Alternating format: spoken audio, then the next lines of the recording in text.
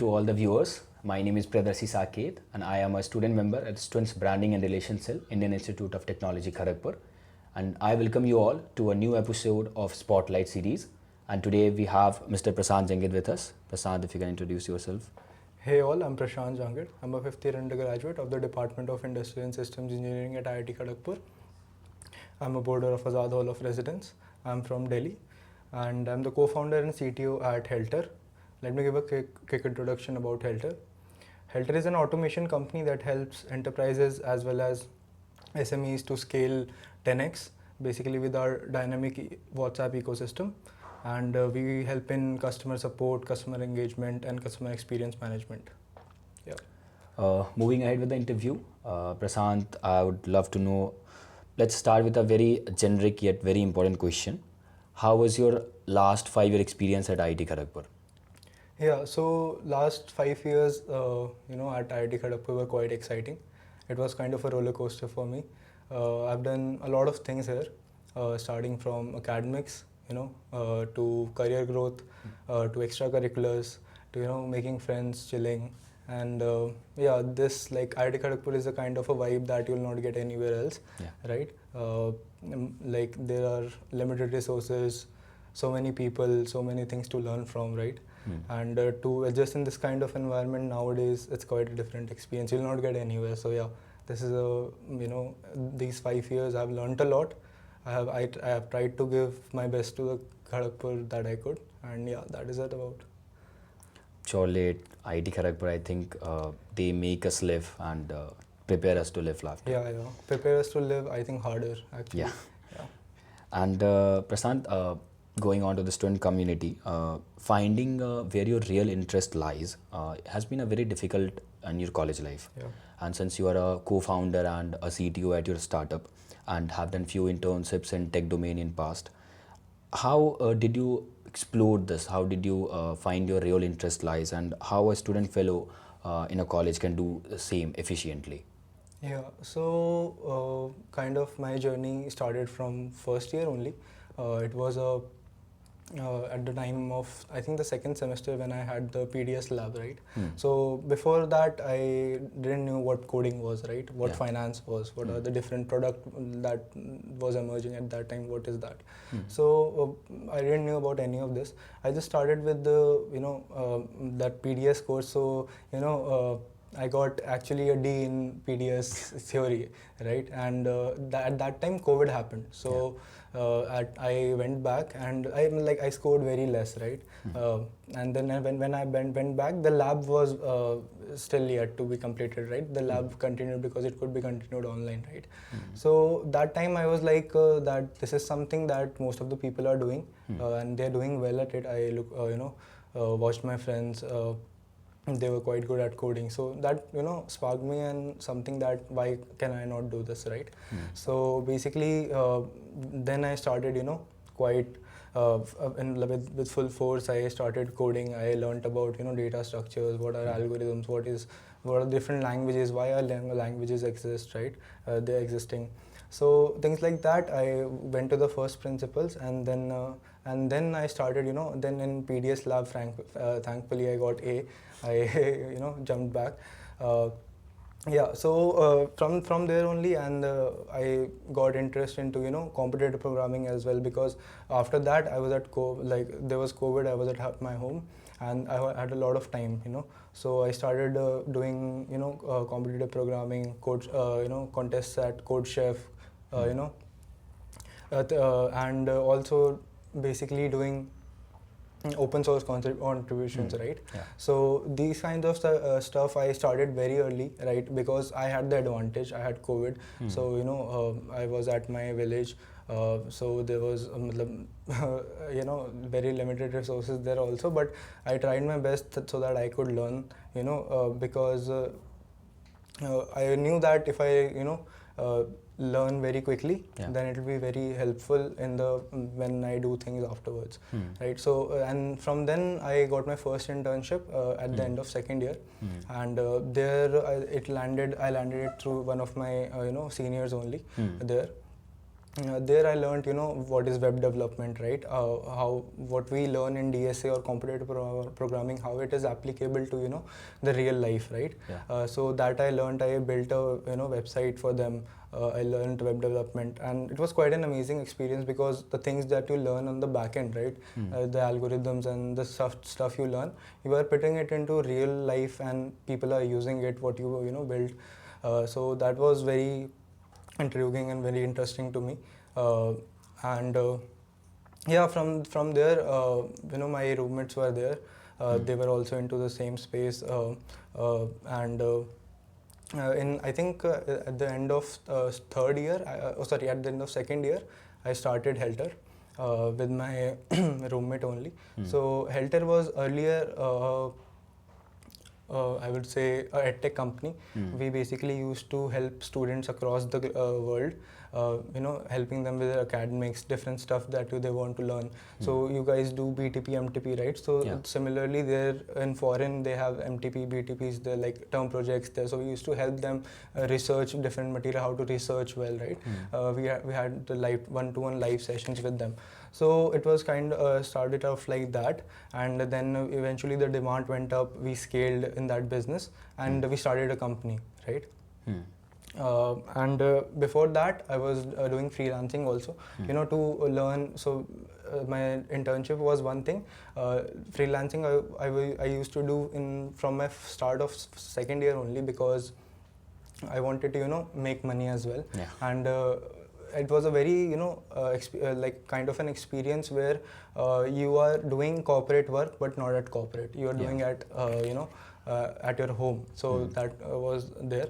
And I used to handle the web development projects there also in my freelancing. There also I used to help certain students with their academic work, and from there I collected the demand. And that demand with my my other roommate, who is the co-founder, Agarwal. Yeah. He also used to do that freelancing.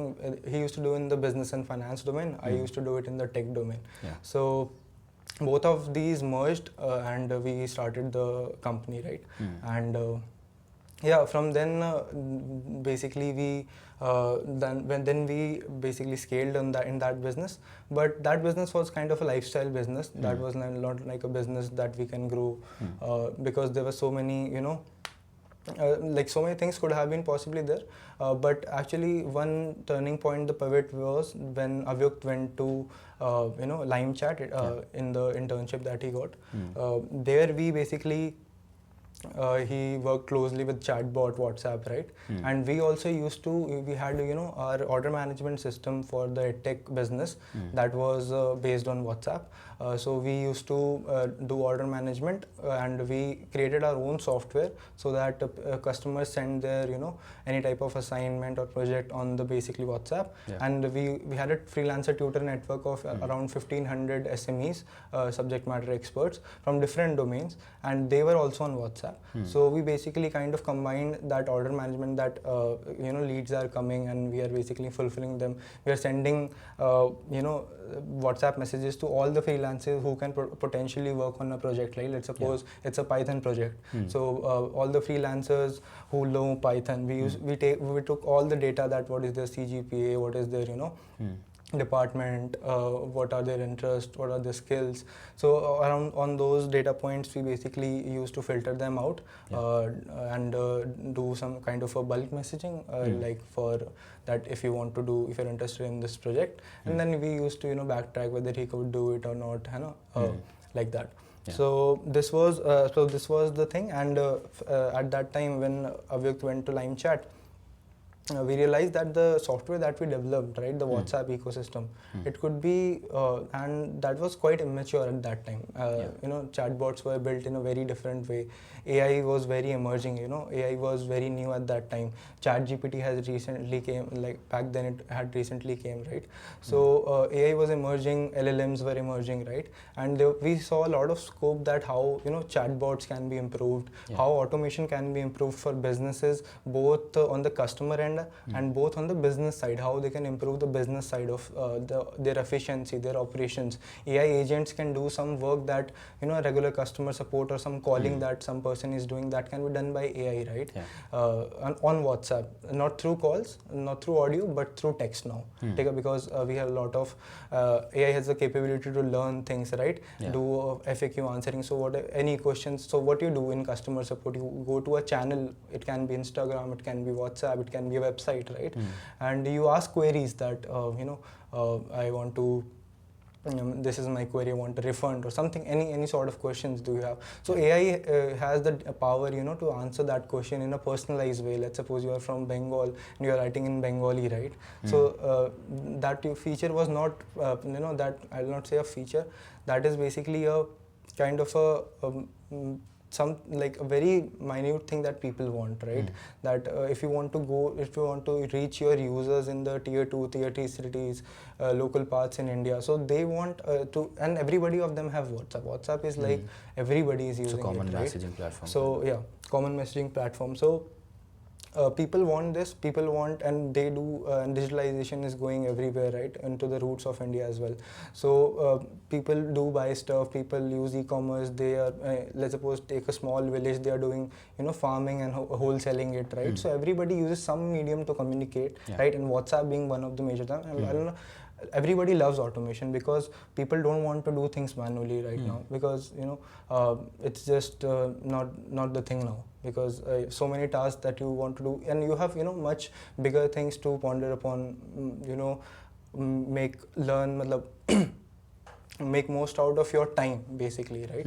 So that thing, AI automation, doing small of your tasks. So we kind of found out this problem, and we implemented in, so earlier we had the CRM, or the basically our order management system, right, for us.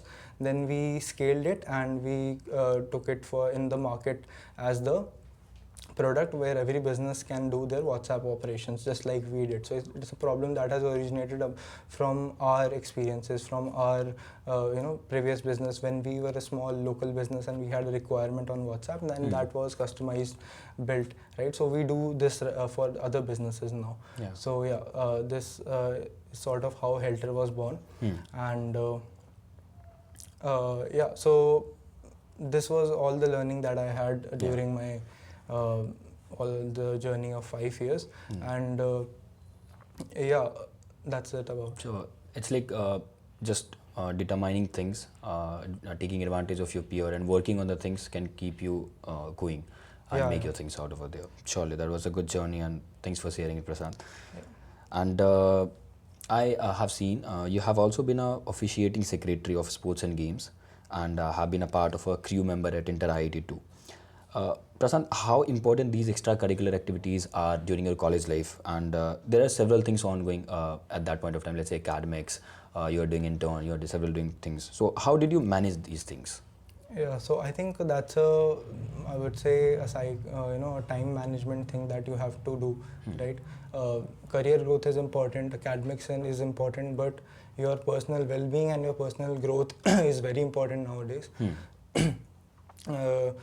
Because there is a lot of pressure coming, from every sort of area that could possibly there, be it academics, be it your CDC, be it your placements, right, internship placements, or getting internships during college. This is a thing now. Earlier people used to do interns only in the summers or in the winters, right? So now with the academics, intern is a thing.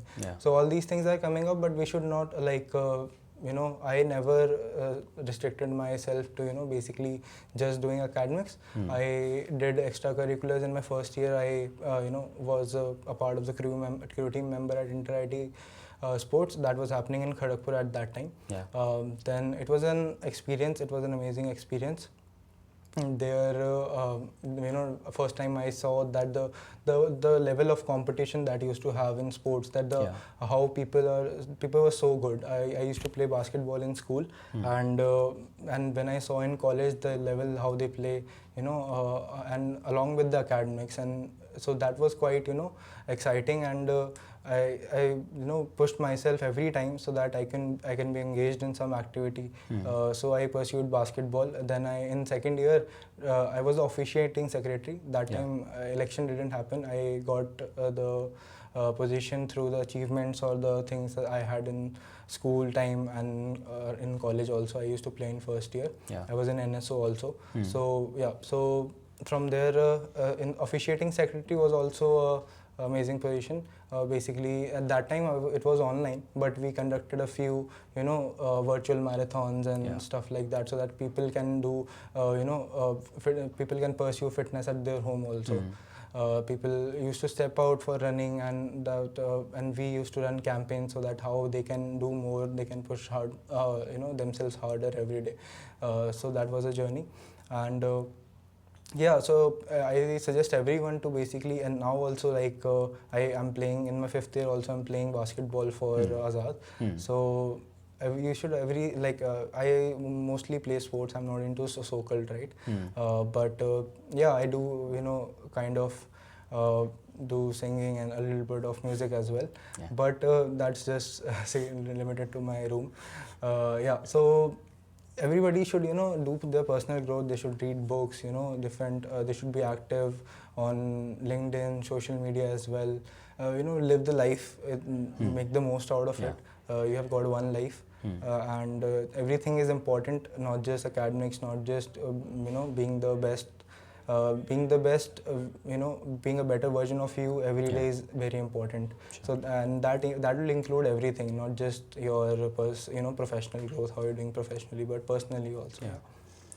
So basically, like if you have a life, just live it to the fullest. Not just don't stick to the academics and explore all. That's just one part. That's just one part of it, and these things will not matter much after a long time, because these things are constant, right?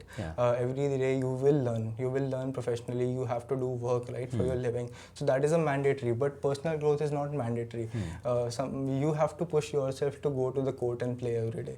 You have to take out the time, right? And it should come from inside, right? And most people nowadays are doing it in campus. Some people don't, but I think everybody should seek, be engaged in extracurricular activities.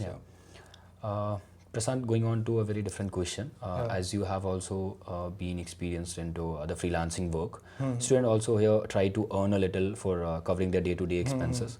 So your experience in freelancing, so what are your suggestions to the student folks out there who are trying to do those kind of things, and if there are any other options that you have also explored, and any suggestion that you want to give to the student folks? Yeah, so I started my freelancing journey, as I told you, first year end only. I wanted to make money. I wanted to do, so the work that I was doing at that time was basically doing competitive programming, doing contests, right, learning new stuff. But I wanted that if I'm learning something, can I get paid for it? Right? I had that thought, and then that's when I got to know that freelancing exists, right? And freelancing, I found out some of the freelancing platforms back then. That was mostly a freelancer.com, Upwork, Fiverr, right? So those are the top. Those are the top freelancing platforms. I discovered them.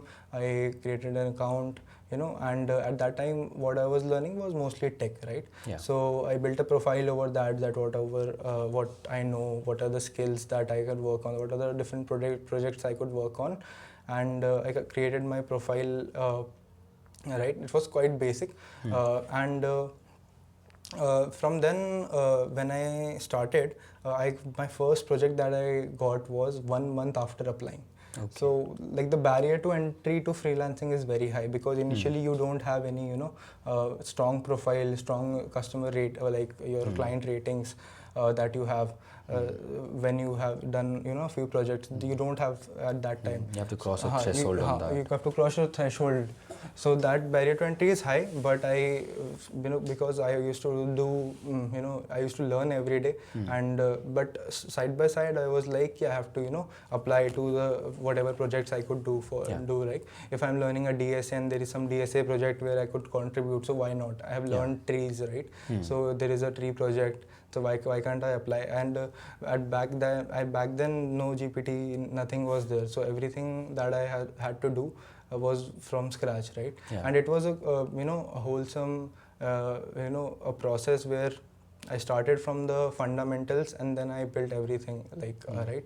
So yeah, so people can basically create the accounts whenever you want. You can create an account. The barrier to entry is high, so you have to create a profile in a way and apply to the jobs that you can actually do. And the proposal that you people add, basically you can make it make it a little bit comprehensive on how you can do the project, right? Yeah. So if you are applying to a proposal that says do me a Python script job, so how you will do that? If you do add a little bit about that, a reference to how you will solve the problem for the client. So that helps in basically, so if anyone who is reviewing your proposal, he would know that this person knows, right? This person has the depth of it, a little depth of it, and think he can pull off the project. So you have to show that you can pull off that project, right? So yeah, that is a very important advice. And yeah, different people can do freelancing in different domains. Law people can do it in law, finance people can do in finance, right? Yeah. Business people can do in business. Content writing is one of them. Then tech, obviously, SD, web development, mobile development, all these things, right? And yeah, so mostly everything, all the domains, all the career growth opportunities that are present, most of them have freelancing work related to them. So people can go on, like if you are not finding any internship, right? If you are finding it difficult to find an internship, just go for freelancing. Start applying to jobs, because you'll get the experience. You're not getting a certificate there. You're earning money, and you're getting a certificate. Basically, you're building a profile. That's a global profile. People will always look into it, will appreciate it, that you have done some work that is valuable to someone, that is creating an impact. So yeah, freelancing is a very a way you can reduce stress, that I'm not doing something, I don't have an internship. You are doing things, you are learning on the way. And one thing I used to also do was that is quite will sound very hazy, but I used to take projects that I didn't know anything about it, but I used to learn that. Let's suppose there was an operating system. I remember there was an operating system project, and I didn't know anything about operating systems, but I took that project, and I told myself that I will do it, I'll learn whatever it is required, I'll learn, and I'll do that. And I had the deadline, like 7 days for a 7-day deadline. So yeah, I learned everything and I managed to pull off that project. So this is something you can do, to expand your skills, that push yourself harder.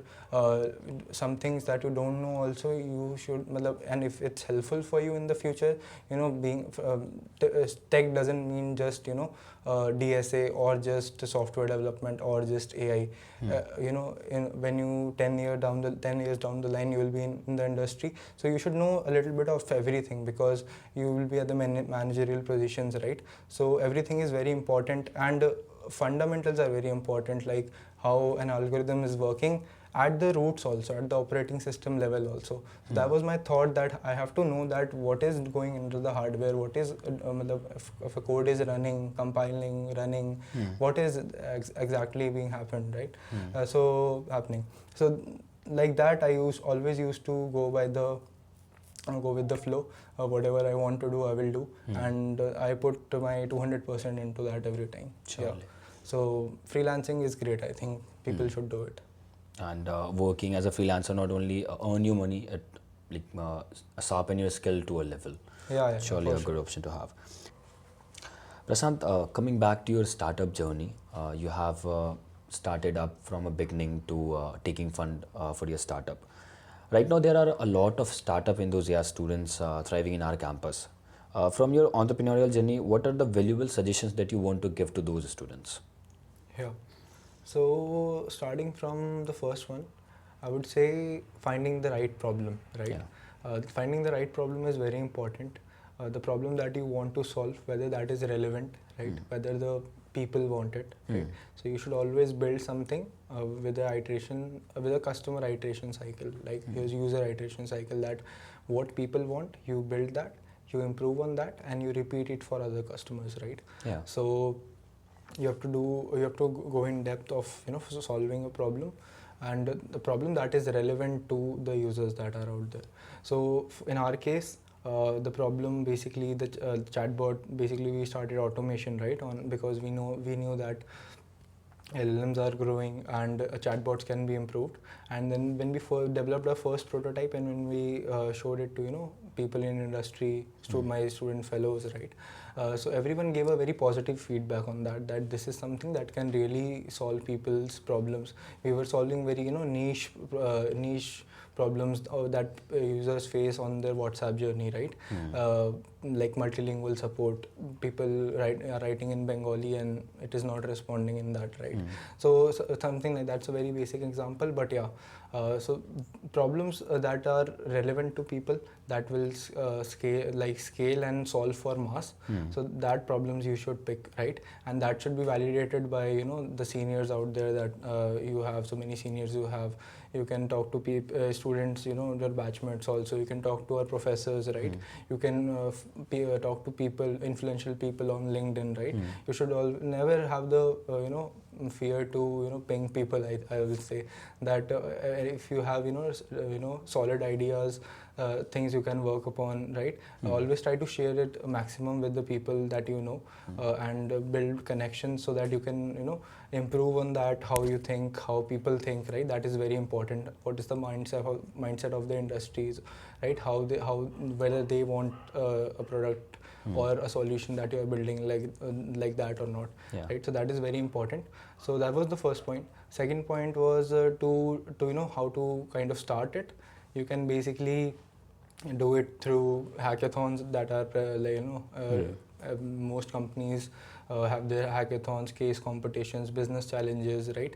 So you can start out there. You can, if you have any idea, right, you can start making, like if you have to do kind of a big business, you have to build a $1 billion company, a unicorn, and you have an idea of that sort. So you should do you can participate. You can people will evaluate there also. That is also an evaluating process, right?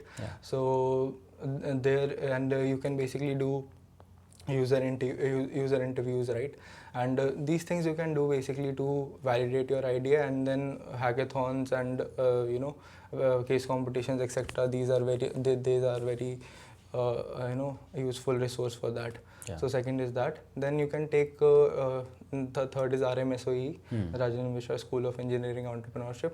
You can basically take their courses. You can talk to professors. You can I personally did my BTP and MTP under Basab Chakrabarti, and it was Heltar only. So I wanted to grow my startup. I have that idea.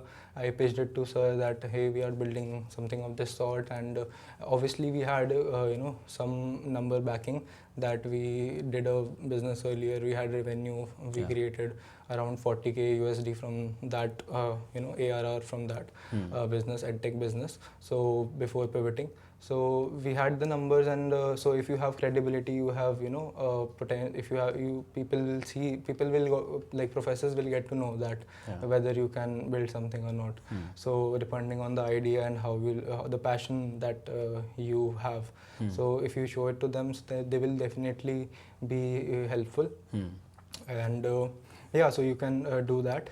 And so these are the three major pointers that you can do. Academics and everything, you should always that goes hand in hand always. So you should never neglect that also, but try to think innovatively, whether you are doing an internship also, or you are doing any task, any society event or something like that. Always like the problems you find from in your daily life only, that what problem, there are different problems ongoing every day, every time, right? So if some problem you can solve, right, and in a scalable way, and in a way that people would like it, so that's the best thing. So these were the three major pointers from me. So basically making use of the resources that you have, being it the courses, the professors, the students, or the alum connections, can be a very efficient way to go. That is a very efficient way. Let's get the end part of this interview. As a super senior or a senior, What are your suggestions about your journey that you have faced at IIT Kharagpur? What are your suggestions to your juniors out there? Yeah. So my suggestions would be basically to, you know, be an all-rounder, do everything, just not academics, just not getting internships, just not doing placements, just not doing society work, and just don't limit yourself. Just not doing extracurriculars. Just don't limit yourself. Be an all-rounder. Try different things. Everything will help you. Life circles back always. Everything that you do one day will basically help you sometime in the future, right? So always try to learn new things. Whether the barrier to it is high or not, right? You should always push yourself harder, right? So that is one thing. And one thing I have seen, that people are very stressed out these days. People are taking a lot of stress. Suicides and all also happen. So that people should not, the students actually should not take too much stress. There are a lot of things to do, lot of opportunities. I think making money is the easiest thing. Making something impactful, something valuable, that is difficult. And then that is the success. That is something I call success. If you create something impactful, something valuable that creates an impact in the society for the people, and obviously to the economy as well. So that is something. And just not limit. Just don't be frightened that you didn't got an internship, right? Or you didn't got a placement. So these things are very small. They will not affect you down the line in the future. It can affect you right now, but in future many opportunities will come. Many opportunities come every day. So try to grab them. Be active. Be active to grow yourself every day. That is the the motto you should have. And always push yourself harder. So that's the thing I would say. Surely. Thank you so much, Prashant. That was surely a very insightful interview with you, and it will inspire our student community at IIT Kharagpur also. Thank you so much for that. Thank you so much for interviewing me. And yeah.